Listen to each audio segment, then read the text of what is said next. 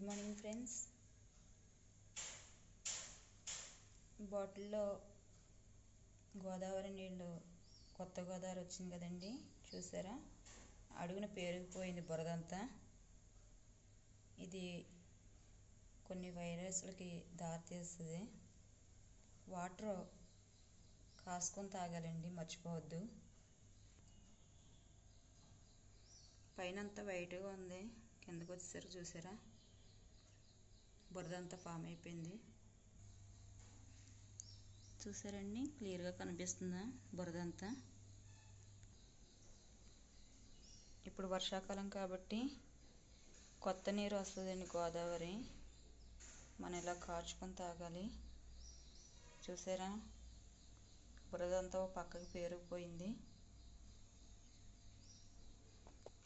ఎవరైనా సరే కాసుకొని వడగట్టుకొని తాగండి.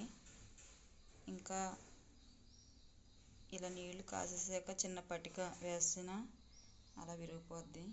నేనైతే పటిక ఏం వేయలేదండి, కాచిన నీళ్ళే మనకి అలాగ బురదంతా పక్కకి పేరుకుపోయింది.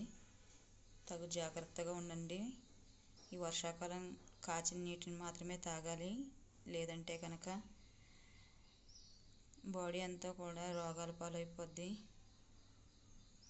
జాగ్రత్తగా ఉండండి ఫ్రెండ్స్.